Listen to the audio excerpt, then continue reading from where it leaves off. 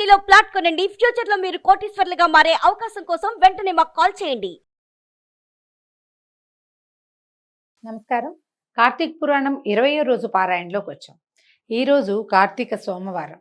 అయితే సోమవారం నాడు పగలు ఉపవసించి సాయంకాలం దీపారాధన చేసుకుని దేవాలయ దర్శనం ఏదైనా చేసుకుని అవకాశం ఉంటే సాయంకాలమే ప్రదోష కాలంలో ఇంట్లోనో దేవాలయంలోనో రుద్రాభిషేకాన్ని జరిపించి ఉపవాస విరమణ చేయవచ్చు. ఒకవేళ అంత పెద్దదిగా చేయలేకపోతే పగలు ఉపవసించి సాయంకాలం ఇంట్లోనే దీపారాధన చేసుకుని కొంత శివార్చన కానీ విష్ణువార్చన కానీ మన ఇంటి పద్ధతి ఏదైతే ఆ ప్రకారం అర్చన చేసుకుని కాస్త వంట చేసుకుని స్వామివారికి నివేదన చేసి ఆ ఆహారాన్ని భుజించవచ్చు. ఉపవాస విరమణ చేయొచ్చు. ఎవరినైనా పిలిచి వారికి భోజనం పెట్టినా మంచిది.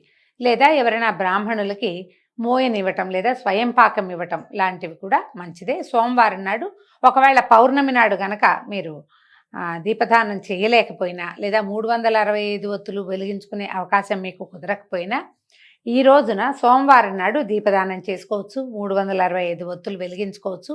ఎక్కడైనా నదీ జలాలలో దీపాన్ని వదిలిపెట్టడం లాంటి క్రియలు కూడా చేసుకోవచ్చు. ఇది కార్తీక మాసంలో ప్రత్యేకమైన సోమవారాలు విశేషం కదా. ఇందులో వచ్చిన ఒక సోమవారాన్ని మనం మిగిలిన సోమవారాల్లో చేయలేని క్రియలన్నీ లేదా పౌర్ణమి నాడు చేయలేకపోయినవి కూడా ఆ పుణ్యకార్యాలన్నీ ఈ రోజున చేసుకోవచ్చు. అవకాశాన్ని బట్టి ఈ దొరికిన సోమవారాన్ని సుసంపన్నం చేసుకుందాం దాంతో. అయితే ఇప్పుడు ఇవాళ ఏం కథ చెప్పబోతున్నారో చూద్దాం. జనక మహారాజు అడుగుతున్నారు, మునీంద్ర, సర్వపాపాలని నశింపచేసేది సౌభాగ్యప్రదము అయినటువంటి కార్తీక మహాత్మ్యాన్ని ఇంకా విన్న కొద్దీ వినాలనుంది, ఇంకేదైనా విశేషం చెప్పమని అడిగారు. అడిగితే వశిష్ఠ మహాముని ఇలా చెప్తున్నారు, వినుము ఓ రాజా, ఇది విను. కార్తీక మహాత్మ్యాన్ని గురించి అగస్త్య మహామునికి అత్రి మహామునికి జరిగిన సంవాదం ఒకటి కలదు. అంటే సంవాదం అంటే పోట్లాట అనుకోకూడదని. వాదం అనగానే మనం ఏమనుకుంటాము, డిబేట్ అనుకుంటాం. కాదు, సంవాదము అంటే ప్రసంగం, మాట్లాడుకోవటం అన్నమాట. వీళ్ళు ఒకరికొకరు చెప్పుకున్నారు. ఎవరెవరు?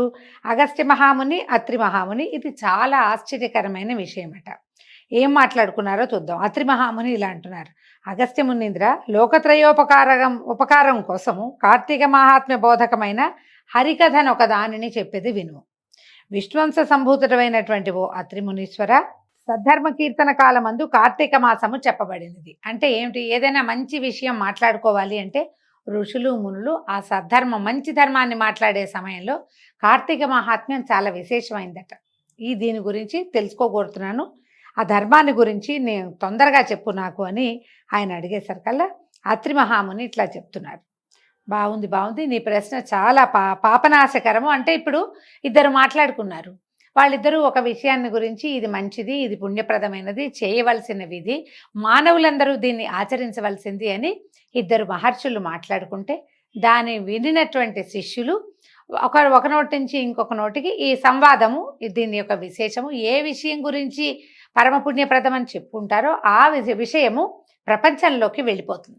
ఇప్పుడు ఒక పెద్ద మనిషి ఇంకొక పెద్ద మనిషిని ఒక విషయం మీద ప్రశ్నించారంటే అది కేవలం లోకోపకారం కోసమే జరిగేదట పూర్వం. అందుకని సర్వపాపము పోగొట్టేటువంటిది, అన్ని రకాల పాపాలని పోగొట్టే ప్రశ్న ఇది. కాబట్టి నువ్వు హరికథా సందర్భాన్ని జ్ఞాపకం చేసావు, చెప్తాను విను అని.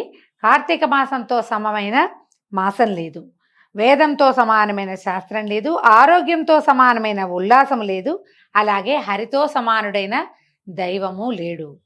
కార్తీక మాసమందు ప్రాత స్నానము, దీపదానము, హరిపూజ సల్పేవాడు ఇష్టార్థాన్ని పొందుతాడు. విష్ణుభక్తి వలన కలియుగమందు వివేకము, ధనము, యశస్సు, ప్రతిష్ట, లక్ష్మి, విజ్ఞానము, సర్వత్ర విజయాన్ని కూడా పొందుతారు. ఈ విషయాన్ని గురించి ఒక పూర్వ చరిత్ర ఉన్నది అని చెప్పారు.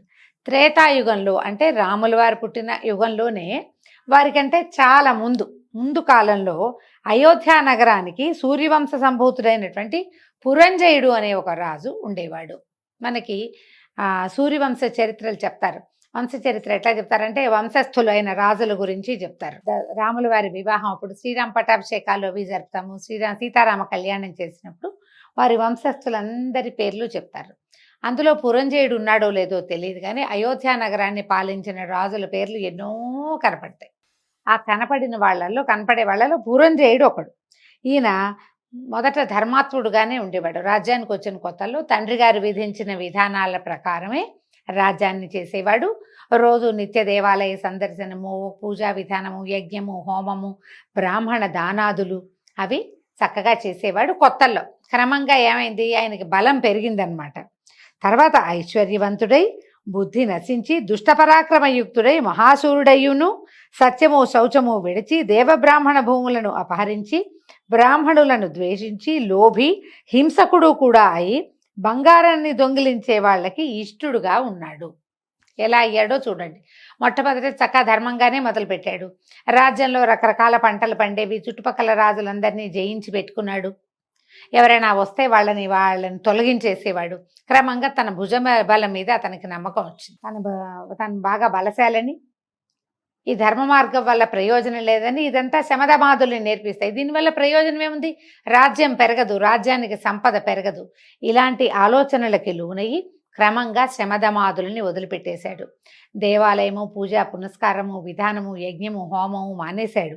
అక్కడి నుంచి బ్రాహ్మణులతోటి ద్వేషంగా ప్రవర్తించేవాడు. ఎందుకు వీళ్ళకి ఇవన్నీ ఇవ్వడం, మనకి ఇంత రాజ్యం ఉంది కదా, ఇంకా ఏం కావాలి మనకని ఏ బ్రాహ్మణుడికి ఏమీ దానం చేసేవాడు కాదు. లోభి హింసకుడు, ఎవరైనా పదే పదే అడిగితే ఒరే వీళ్ళు 4 కొట్టి బయటికి తోసేయండిరా లాంటి మార్గాన్ని అవలంబించేవాడు. హింసకుడుగా కూడా అయ్యాడు. తర్వాత ఏమైంది, ఈ క్రమంగా దొంగలకి వాళ్ళకి ఎవరి నుంచైనా దొంగలు ఏదైనా సొమ్ము దొంగిలించుకుని వస్తే దొరికితే సగం తీసుకుని వదిలిపెట్టేసేవాడు. ఏం పోయింది, 2 లక్షలు దొంగిలించుకొస్తే 1 లక్ష రాజుగారికి ఇస్తే వదిలేస్తాడు. ఇలాంటి మార్గాన్ని కూడా ఆయన అవలంబించాడు. తన సంపద పెంచుకోవటం మీదే దృష్టి ఉంది కానీ పుణ్యబలాన్ని పెంచుకునే ఆలోచన చేయలేదు. ప్రతి వాళ్ళు ఈ ఆలోచన విధానాన్ని అనుసరించాలి. మనం ఎంత పెరిగామో పుణ్యబలాన్ని అంత పెంచుకోవాలి. అది తగ్గించుకుని పాపాన్ని పెంచుకోకూడదు. మన బలం పెరిగింది అంటే భగవంతుడు అంగీకరించడం వల్ల పెరిగిందని అనుకోవాలి కానీ కాదు ఇదంతా నా శక్తి అంటే ఎంతకాలం ఉంటుంది, శరీరం నశ్వరం కదా, ఎప్పుడో ఒకప్పుడు నశించిపోయేదే. దానివల్ల ఈ బలం వచ్చిందని ఎలా నమ్ముతాం మనం? అలా ఎలా ఆలోచిస్తారు? ఈ ఆలోచన విధానం తప్పు. ఆ తప్పుడు ఆలోచనల్లోనే పురంజేయుడు ఉండేవాడు. క్రమంగా ఇలా అధర్మపరాయణుడిగా అయ్యాడు రాజు. అతని సామంతరాజులైనటువంటి కాంభోజ కురురాజాదులు అనేక మంది సింహబలులైన వాళ్ళు కూడి గుర్రాలు, ఏనుగులు, రథములు, కాల్బంటలు అను 4 రకాల సేనలతోటి వచ్చి అయోధ్య పట్టణానికి చుట్టూ చెరుకు పానకానికి తేనెటీగల్లాగా చుట్టుకున్నారట. ఇతను ఎలాగూ అధర్మపరుడు, రాజ్యంలో ప్రజలంతా ఇతను ప్రజాకంటకుడుగా ఉన్నాడు, ఎవరు ఇతనికి సహాయం చేయరు. చుట్టుపక్కల రాజ్యాలందరితోటి ఇతనికి శత్రుత్వమే. కాబట్టి చుట్టుపక్కల రాజ్యాల వాళ్ళు ఎవ్వరూ ఇతనికి సహాయం చేయరు. కాబట్టి ఈ రాజ్యాన్ని కబళించాలని చుట్టుపక్కన ఉన్నటువంటి ఒక పక్కగా ఉన్నటువంటి కాంభోజుడు, కురురాజు ఇలాగ వీళ్ళంతా మహాబలవంతులట. వీళ్ళు ఏం చేశారు, చతురంగ బలాలతోటి, మామూలుగా రాస్తుంటాం చతురంగ బలాలు అంటే ఏమేమిటవి, గుర్రాలు, ఏనుగులు, రథాలు, కాల్బంట్లు. 4 రకాల కాల్బంట్లు అంటే నడుస్తూ యుద్ధం చేసేవాళ్ళు, నడిచి వచ్చేవాళ్ళు అనమాట. వాళ్ళకి ఇవి ఉండవు, వాహనాలు లేకుండా ఉండేవాళ్ళు. వీటితోటి చెరుకు పానకం చుట్టూ తేనెటీగల్లాగా చుట్టేశారట. సరే ఈ పురంజేయుడు కూడా ఎవరో తమ మీదకి దండెత్తి వచ్చారంటే తన దగ్గర ఉన్న చిత్రంగ బలాల్ని వేసుకుని బయటకు వచ్చాడు. పట్టణంలోంచి బయట వాళ్ళు లోపలికి ప్రవేశించలేరు. ఈ అయోధ్య పట్టణము దుర్భేద్యమైనది, మనకి రామాయణంలో కూడా కనపడుతుంది. ఎవ్వరూ దాన్ని జయించలేరు. దాని లోపలికి వెళ్ళటం ఎవరి వల్ల కాదు. అన్ని పక్కలా చేరుంటే సైన్యం చేరుందని లోపల నుంచి రాజులు బయటికి రావాల్సిందే. అయోధ్యలోకి ఏ పరరాజులు ప్రవేశించలేనంత కట్టుదిట్టమైన రాజ్యం అన్నమాట అది. అయితే ఈయనే పట్టణంలోంచి బయటకు వచ్చాడు. ఈయన ధనుర్బాణయుతము, ధ్వజయుతము, స్వయం ప్రకాశమానము, అనేక దిగ్విజయాలు చేసింది, శస్త్రాస్త్రపూరితము, మహాచక్ర సంయుతము, మంచి గుర్రములతో కూడింది అయినటువంటి సూర్యదత్తమైన రథాన్ని ఎక్కి ధనుర్బాణాలు ధరించి సాది, నిషాది, రథి, పత్తి రూప చతురంగ బలాలతోటి పురద్వారంలోంచి శత్రు సైన్యంలోకి ప్రవేశించి భేరీతూర్య నాదములకు, శంఖ గోముఖ నాదములను, చాప టంకార ధ్వనులను ఒక్కమారుగా ఉరుముల చప్పుడు వలె ధ్వని చేయించాడు. ఎన్ని రకాల మోతలు మోగించాట. ఆయనకి తనకున్నటువంటి ఈ చతురంగ బలాలే కాకుండా ఇంకా చిన్న చిన్న సమూహాల్లాగా ఉన్నాయి. మొత్తం సమూహాన్నంతా వేసుకుని బయటకు వచ్చేసాడు. వచ్చేసి ఏం చేశాడు, భేరీ తూర్య నినాదాలు అయ్యి ఇలా ఉంటుంది చూడండి, అర్ధచంద్రాకారం కాదు, ముప్పావు చంద్రాకారంగా ఉంటుంది, హాఫ్ స్పైరల్ లాగా. దాన్ని ఊతే పీపీపీ అని ఒక చిత్రమైన సౌండ్ వస్తుంది. అదేంటంటే ప్రమాదానికి సంకేతం. అక్కడి నుంచి ఏం చేయాలి, అవేమో తూర్యాలు అంటారు. భేరి అంటే ఇలా కొట్టేది, మన డోల్ లాంటిది పెద్ద సైజు. యుద్ధ భేరులు వేరేగా ఉంటాయి అవి. ఆ తర్వాత శంఖము గోముఖము ఇలా ఊదేవి, ఆ ఊదేవి. ఆ తర్వాత చాపము టంకారము, బాణాలని ఇట్లా ఇట్లా గాల్లో ధనుస్సుల్ని ఇలా ఇచ్చేస్తే సక్ సక్ సక్ అని శబ్దం వస్తుంది. మనం పేంబెత్తాలు తర్వాత చింతబరికెలు గాల్లో కదిపితే ఎలాంటి శబ్దం వస్తుందో అలాంటి శబ్దంతో పాటు టంకారం అంట. ఈ టంకారం అంటే ఏంటంటే ధనుస్సుకి అల్లెత్రాడు కట్టి ఉంటుంది, తాడు బిగించిన తర్వాత లాగితే అదొక విచిత్రమైన శబ్దం వస్తుంది, ధనుష్టంకారము అంటారు. మనం చాలా ఈ రామాయణ భారతాల్లో ఈ పేర్లు ఈ పదాలు వింటూ ఉంటాం. ఆ టంకార ధ్వనులతో ఉరుముల చప్పుడులాగా పెద్ద శబ్దం చేయించాడు. అంటే మీకెవరికి నేను తీసుకోలేదు, నేనేమి తక్కువ కాదు, నా దగ్గర చతురంగ బలాలు ఉన్నాయి, ఇలాంటివి బోల్డ్ ఉన్నాయి నాకని చెప్పి ఆయన పట్టణంలోంచి యుద్ధానికి బయటకు వచ్చాడు. సాధారణంగా యుద్ధాలు చేసేటప్పుడు ఏంటంటే ముందు ఖచ్చితంగా రణచండికని పూజించాలి, పూజ చేయాలి. ఏదైనా యుద్ధానికి బయలుదేరేటప్పుడు సమయాలు చూసుకోవాలి.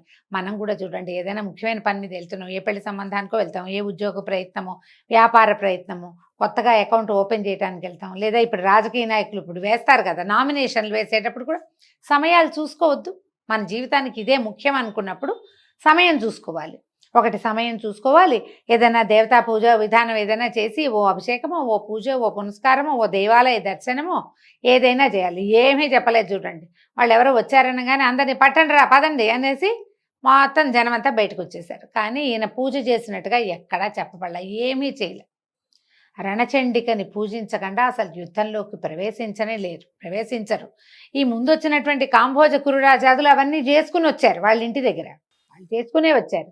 ఈ పట్టణంలో నుంచి బయటకు వచ్చేవాడు 4 చూసుకుని అన్ని దేవాలయాల్లో పూజలు చేయించి తన పేరుతో అర్చనలు చేయించుకుని భగవంతుని పూజించి రావాల్సినటువంటి పురంజయుడు తన భుజబలం మీద అపారమైన విశ్వాసం కలిగిన వాడై భగవంతుణ్ణి తోసి రాజని అసలు వేద మార్గాన్ని అవలంబించకుండా జనాల్ని వేసుకుని పట్టణంలో నుంచి బయటకు వచ్చాడు. ఈ పురాణాలు మనకు ప్రత్యేకంగా చెప్పే సంగతులు ఇవేనండి.